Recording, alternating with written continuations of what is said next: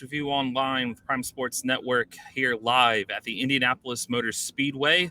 This is our preview show for the upcoming NTT IndyCar Series race. Obviously live right behind me here is the Pagoda. They'll be racing in a couple days here on the 2.439 mile road course layout. But this weekend is different than the one in May because NASCAR is here with them. Everything all in one spot, other than the Truck Series. They're over just west of here at Raceway Park, IRP. But Xfinity Series, Cup Series, Indy Next, IndyCar, all here beginning tomorrow. So we'll preview this weekend's action. I want to say first, subscribe to this channel if you haven't already. Prime Sports Network will bring you everything from IndyCar, NASCAR, college football, NFL, horse racing, golf, anything you can want. They've got it. So be sure to subscribe. Please also join our Discord app. If you haven't already, you can communicate with us directly. I'll be obviously on site here this weekend. So any questions, comments, concerns, anything you may have, put it in that app and I'll see it and be able to respond accordingly. But first things first, let's talk IndyCar. We'll have our NASCAR show here after this, but for IndyCar specifically, I've got 5 main topics as usual I'm going to talk about. Topic number 1, let's talk Alex Palou versus Joseph Newgarden. 1-2 in points, and coincidentally enough, they both won the races here in May. Palou won the Gallagher, that's this weekend, GMR Grand Prix. Newgarden won the Indy 500. And here Newgarden enters. He's 84 points behind. That's because Palou extended his points lead in Nashville last week. He lucked out, getting a couple cautions late, was able to stretch the fuel and beat Newgarden by 1 spot across the finish line. And as a result, his points lead went from 80 to 84. And there's 4 races left, and that's why I'm watching these two this weekend. They're the 2 latest winners, as I said here. The 2 best drivers right now in the series. Can one of them win on Saturday? If it's Palou, that's almost going to make him untouchable for the championship because there'll be 3 races left leaving here. 54 is the most points you can score in a race, and if he wins, that gap's going to go well over 90, possibly over 100, depending on what Newgarden does. Newgarden qualifies well here. He qualified 3rd and 5th last year. His only problem is he has 1 podium in 13 Indy road course tries. He was 7th in May. Natural road courses this season, he's finished 15th, 7th, and 2nd.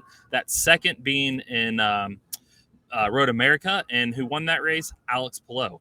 Alex Palou dominated this race back in May by winning by almost 20 seconds.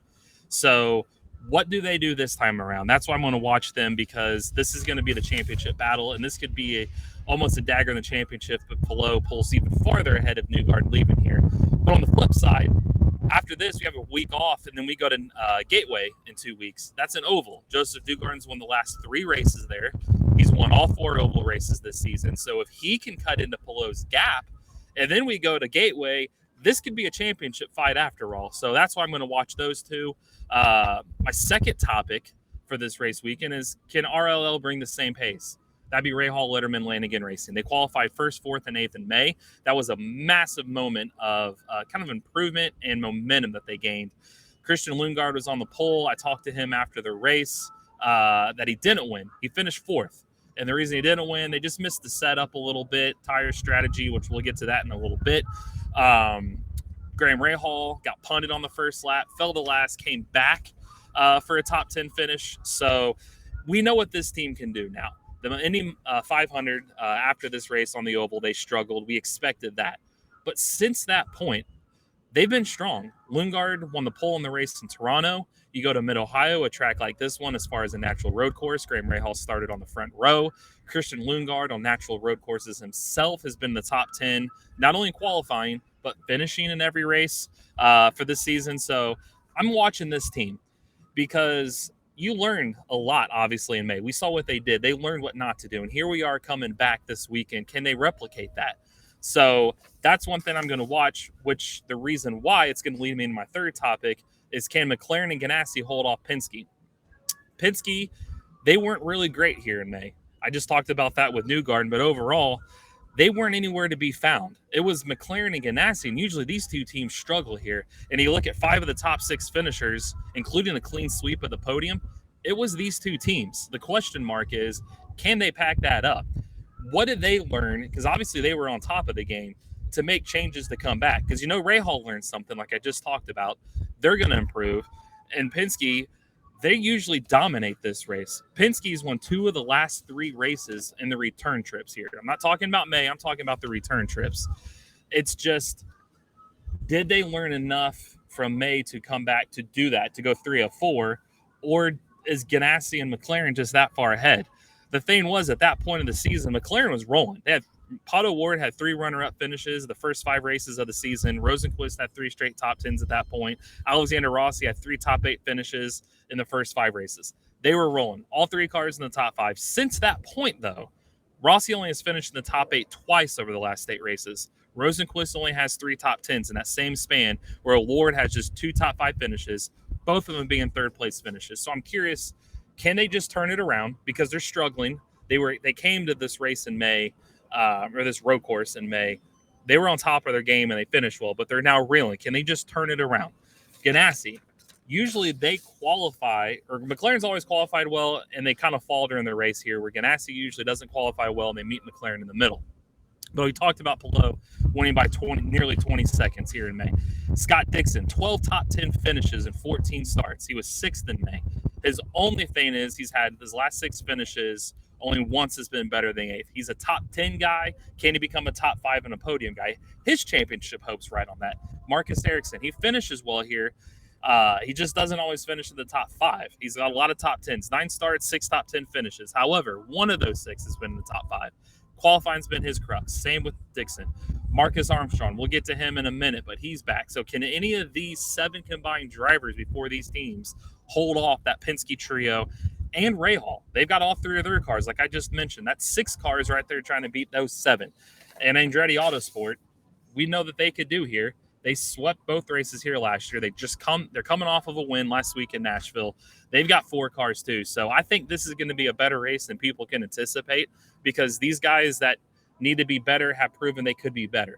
So we'll see how that shakes out. The next topic, this is a big one. Which tire is going to be the preferred one? This race used to be a strategy play, and it's still not this one. I should say the road course races here in general, because it's been tougher to pass here.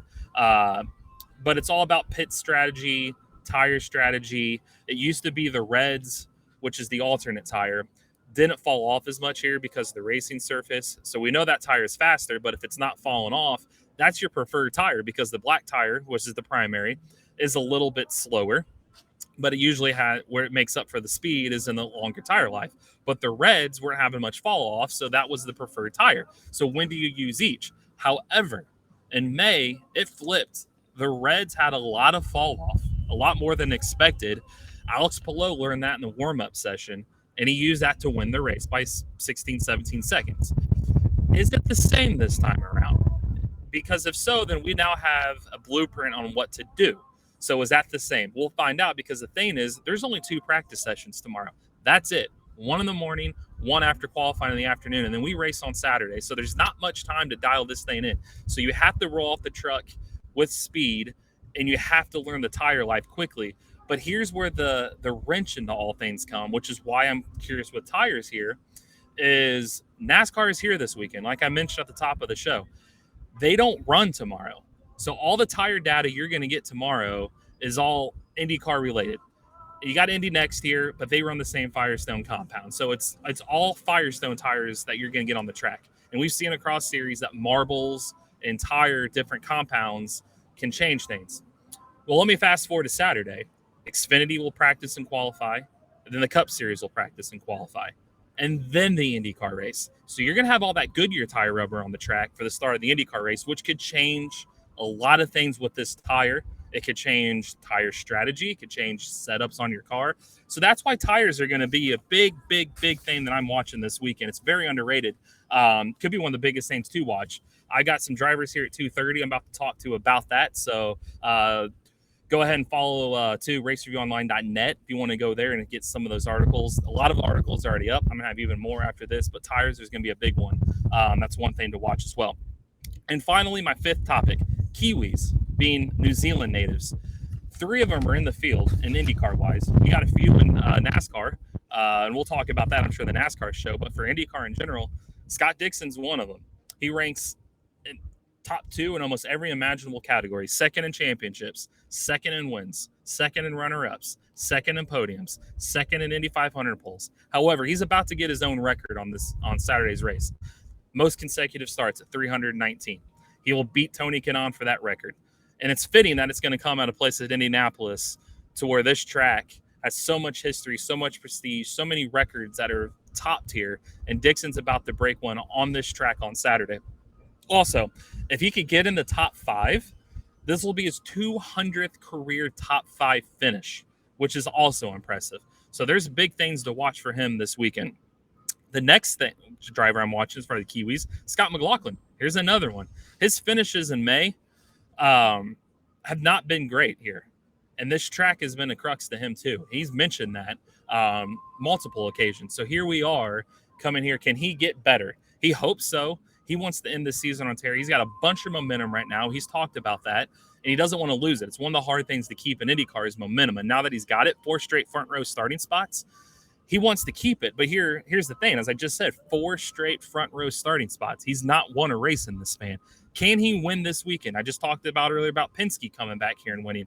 Is this the time where McLaughlin can get his Indy 500, Indianapolis Motor Speedway win? He wants it bad. We'll see if that can happen. And the next Kiwi I'm talking about, 3 of them in the field, Marcus Armstrong. How I mentioned earlier that I was going to talk about him later, and here we are. Marcus Armstrong's a rookie. He's never seen these tracks before. Now, he's seen this track before. This is the first one that he's been a return trip to. And he's been so strong this year. He's leading the rookie points, and he's not run a single oval, where these other rookies have run full time. And he's still leading the rookie standings. And out of these next 4 races, he's running at 3 of them. The only one he's missing is Gateway. Can he build that gap going to Gateway? Can he win Rookie of the Year despite missing the Indy 500, Texas, Gateway, and 2 Iowa races? That's 5 races. That tells you how strong he's been. And he's with a Ganassi car who we know is good. We talked about Ganassi before. Well, can he pull up an upset win this weekend? Nobody will be talking about him going in, but we are right now on this show, so I'm curious to watch him, that's why the 3 Kiwis I'm watching on Saturday. That'll conclude our IndyCar show. Please subscribe again, Prime Sports Network. Hit the like button, subscribe, follow us on Discord, ask any questions.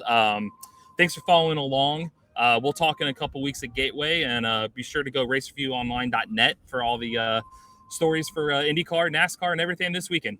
Thank you.